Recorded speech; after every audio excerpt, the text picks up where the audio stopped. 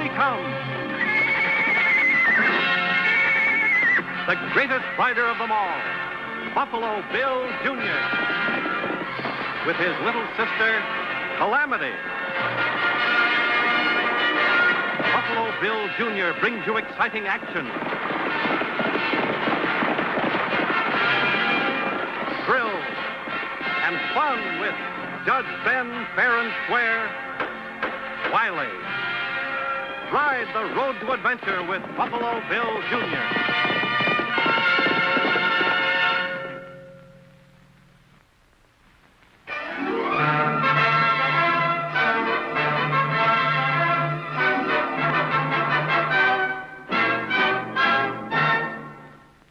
The Bible says the love of money is the root of all evil. Men will lie, steal, even kill for it, especially when the money is buried treasure, over $250,000 in cash, buried by none other than Jesse James himself. This chest might never have been discovered if my adopted son, Buffalo Bill Jr., hadn't tangled with a couple of men who were itching to get their hands on it. One of the men was Max McCreary. Max needed some fresh horses to continue his search. And this renegade Apache was the target of his violence. Men like McCreary never think about consequences. But one crime always brings on another. And at this point, it didn't occur to Max or his cohorts that Indians, like elephants, don't forget. The next step was the murder of John Guilford, who had a ranch just outside Wileyville. Of course, at the time, we didn't know what we know now, and we all figured the killer was Guilford's hired hand, Bert Corey. Especially when one of the neighbors rode in and found Corey kneeling over Guilford's body. When we got the news in Wileyville, I sent Buffalo Bill Jr. out to bring Corey back.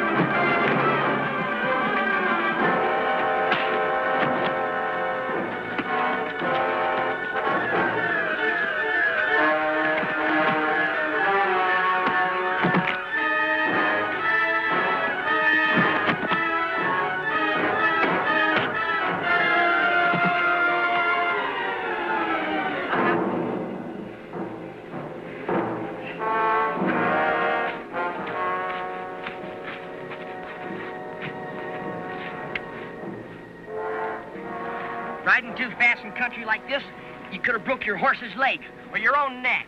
Yeah, what have I got to lose? You? Maybe nothing, Corey. But your horse wouldn't have liked it one bit. Down this way, Corey.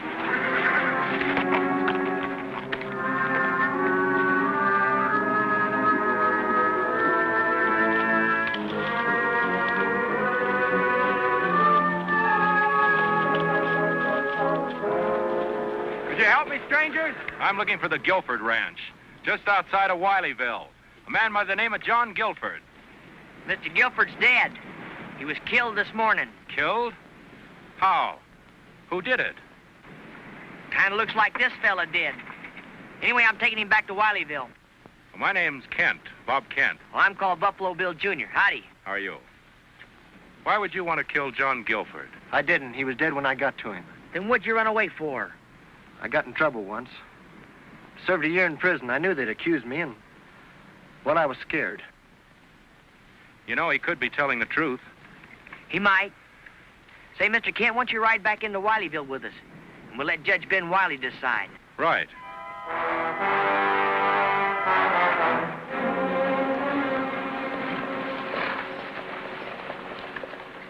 This here is just plain murder. Now, look here a minute, Ben Wiley. Unless you come in this place to buy something, or if you ain't wanting a haircut, which you need, the name, Mr. Ricketts, is Your Honor, Judge Wiley. All right, Your Honor, then. But can you explain to me how you can make a murder charge out of me suing Pedro here for $76 he lawfully owes me? Well, it's murder, all right, but I'll reduce the charges to breaking and entering. Is that all right with you, Pedro? Si, Your Honorable Excellency. Oh, si, of course. Breaking and entering? How do you figure that? I'll explain it so even you will understand it. Now, Pedro, you stop me if these here ain't the facts in the case. Si, Senor Judge. Pedro Lopez, as a defendant, you're a tenant farmer up on Cass Ricketts' place, right? Si, Senor. To farm these rocky acres, which he leases to you, he makes you buy your supplies from him, which he charges you for by writing it down in the book. And you're supposed to pay him back when you sell your crop. Is that so? Si, Senor. Mm-hmm. Well, last year he gave you $56 in seed and supplies. And this year, $76 is written down and charged to you. Ricketts, has Pedro ever paid you any money on account? Well, some. And I credited against what he owed me on the books from last year. Uh-huh.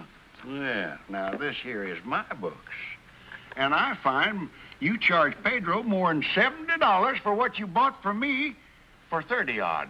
Yeah, a man's entitled to charge a little more for extending long-time credit, ain't he? Sure. But charging the way you've been doing is what's making you liable for breaking and entering. What?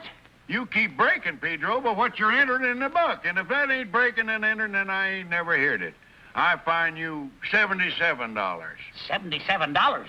What about the money he owes me? You better pay the fine before I hold you in contempt. But I ain't And said... if I do find you in contempt... But you got no right to... Listen, if you're found guilty of contempt, you ain't got no right in this court. According to you, no one's got no right. And I'll throw you and your case plumb out of my court.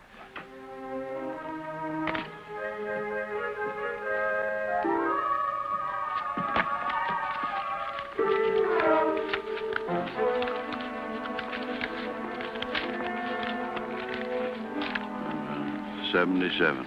There. But what am I supposed to do with all this dinero, Your Excellency? Why, pay your lawful debts, of course. And that dollar that's left over, go out and get yourself a decent meal. Looks to me like you can stand one. Oh, gracias, Senor Judge. Court's adjourned. I got business over at the county seat.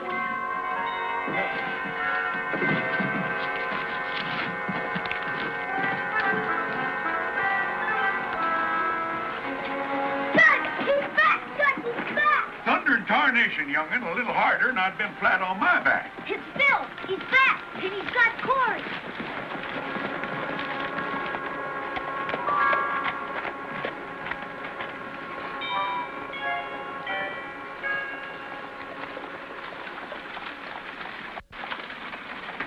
Well, I see you got him. Good work, Bill. He sure was a running.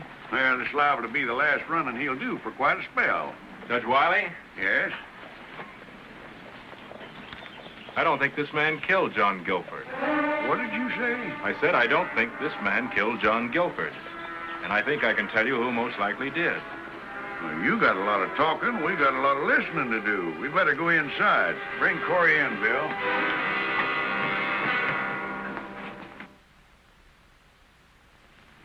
There were four of us. Me, John Guilford, a man named Max McCreary, and Jesse James. We were partners riding with Quantrell's raiders. We didn't always ride together, and it wasn't until we were all finally on the run that Guilford and McCreary and I discovered that Jesse James had held out on us. Somewhere along the trail, he'd gotten hold of over $250,000 in cash and hidden it. Buried it where only he could find it. Jesse had a map showing where the money was buried.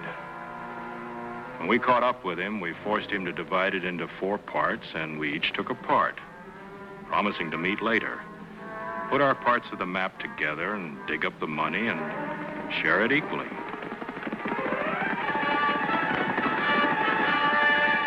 That was the last time the 4 of us were ever together. We split up and went our own ways. I finally went east to live, and Guilford ended up ranching down here in Wileyville. McCreary was caught and went to prison. You know what happened to Jesse James, how he was shot in the back. For a while, as best we could, we kept in touch with one another, long enough to find out that McCreary had gotten a hold of Jesse James' part of the map. 2 weeks ago, McCreary was released from prison without letting either Guilford or me know about it.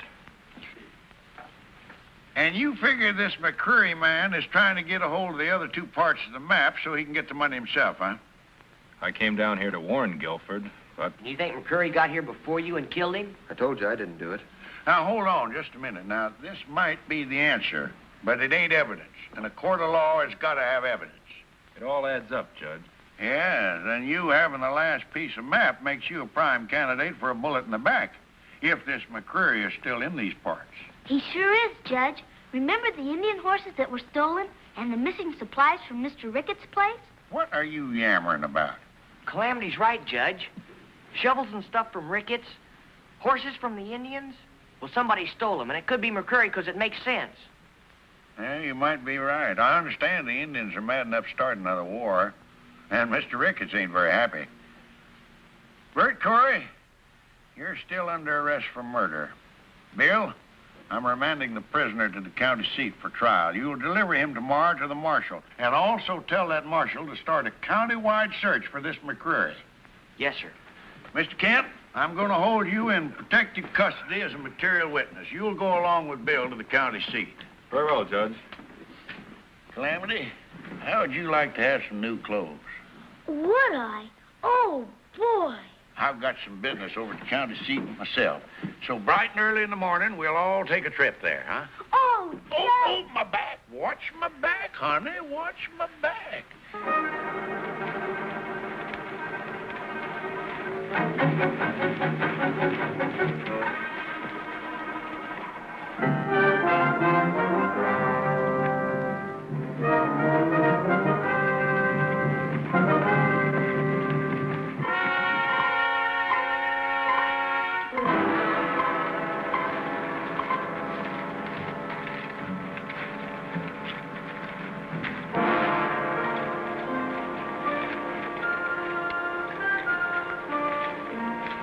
Indian ponies.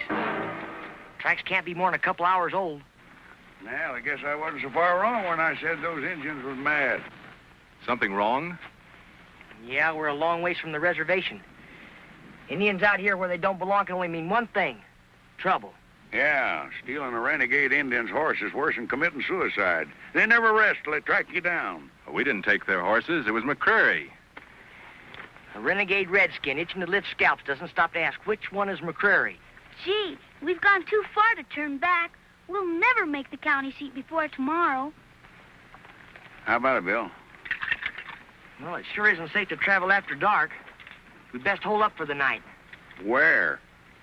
I got an idea. It's a little out of our way, but we'll be safe there. It's the old deserted shack up there by Potter's Lake. Where did you say? Potter's Lake. It isn't far. Come on. Come on, Corey.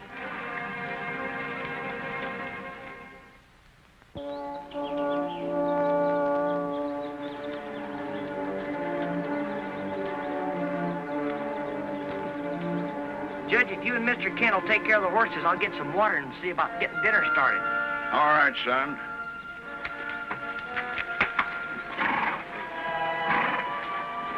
Here, Judge.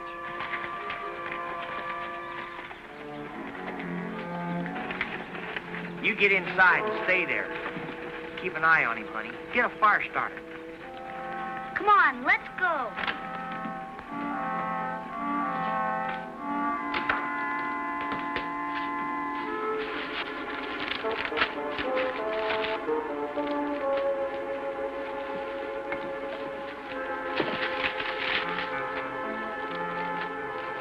Here, Calamity.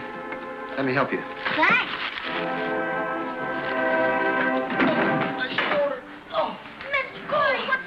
I tripped over the bench, hurt my shoulder. What can I do? Untie my hands, quick.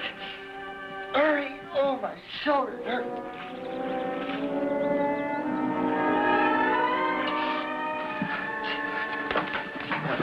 you. Not a word or I'll kill your brother. Do you understand? Do you? Get up.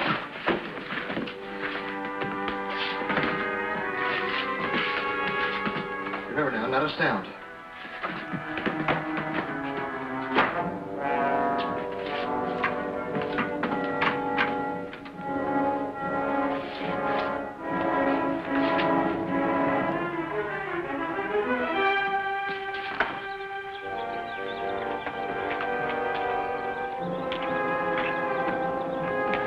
Calamity?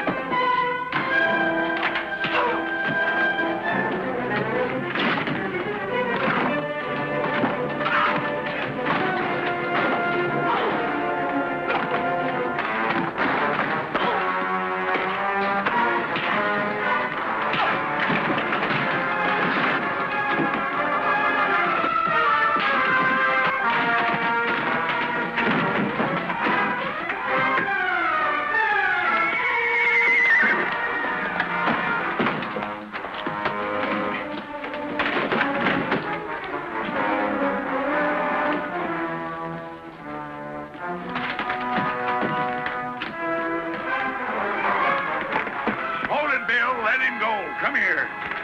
But, Judge, what are you stopping me for? The sun will be down in a half hour, and it'll be too dark to trail him. But I could have tried. You remember the Indian tracks?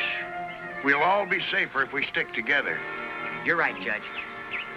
Well, let's get some food and a good night's rest, and we'll get an early start tomorrow morning. That's right, son. And the authorities at the county seat will have to send out an alarm on Corey as well as McCreary. Let's put the horses away. Come on.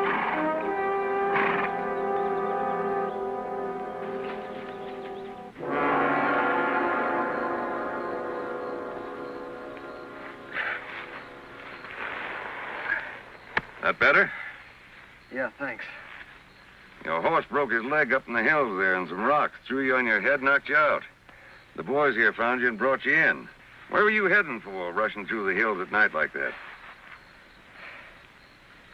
Oh, it's that way, huh? On the run. Well, never mind. We're in the same fix ourselves.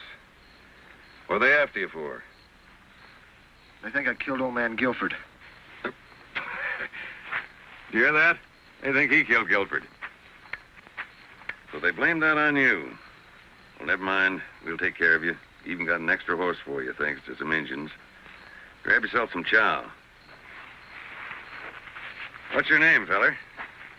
Bert Corey. Mine's McCreary. Max McCreary. You're the one that killed Guilford for the map. What do you know about a map? Nothing. I swear it, nothing. Was there a man named Kent there, Bob? Can't answer me. What do you know about a map and a man named Bob Kent? I don't know nothing. I swear it, nothing.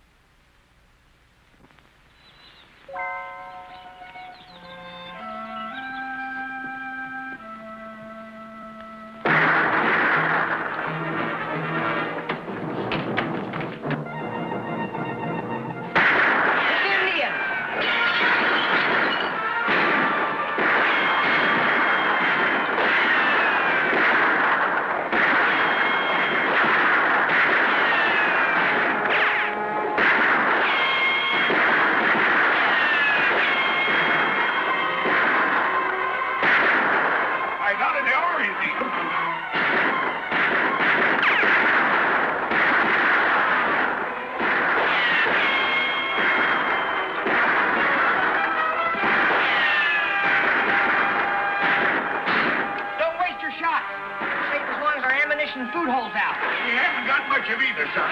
Calamity, get down from there.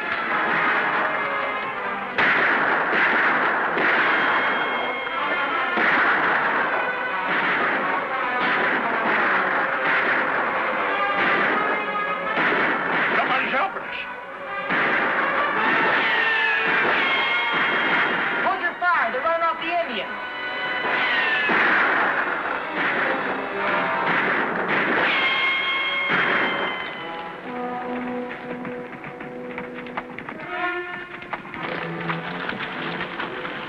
Oblige us by dropping your guns on the ground. It's McCreary. Better do as he says. Hello, Bob. Been a long time, hasn't it?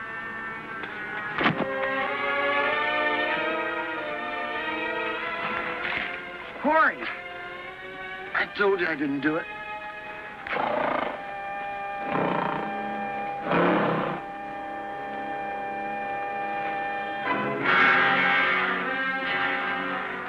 Well, here we are. 4 pieces of paper. Put them together and you got yourself $250,000 in cash. Mr. Jesse James' private little nest egg. With those 3 pieces, I had everything I needed except the name and the place. I figured it was some kind of a lake or something, but I didn't know the name or where.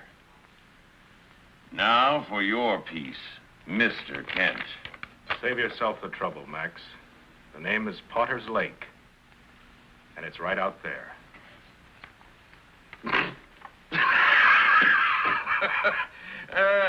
Poor Guilford.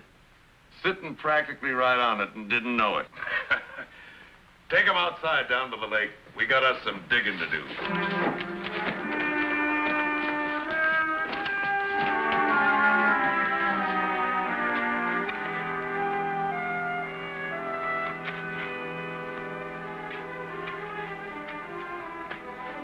You got to be right in here someplace.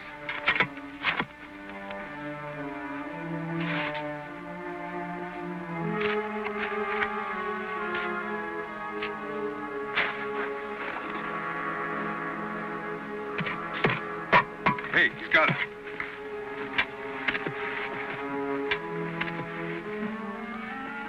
A little deeper. Let me get that handle. There, come on.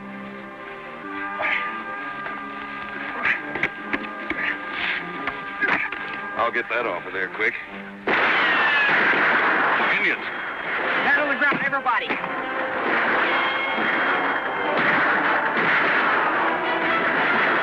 Untie my hands.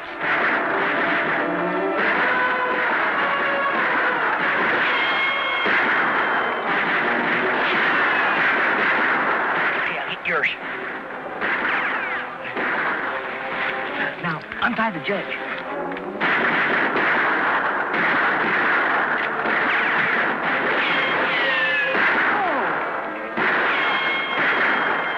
There's one less we have to worry about.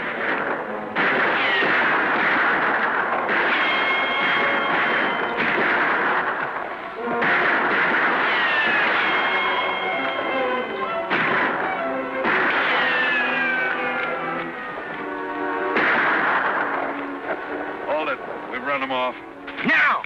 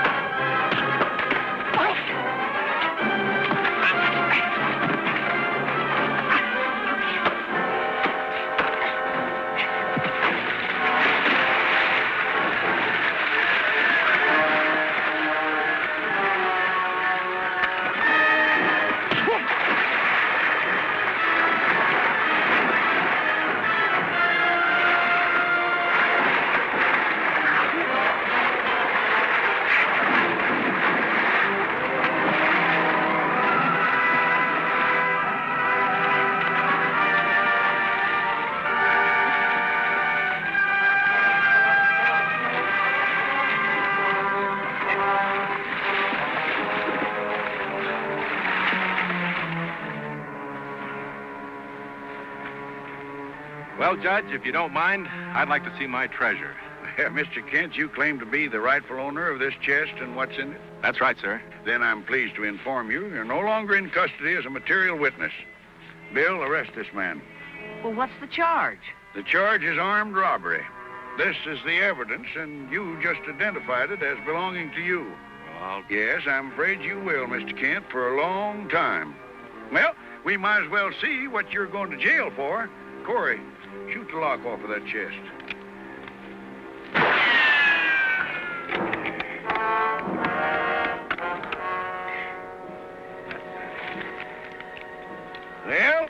it is, Mr. Kent. Your $250,000. Confederate currency.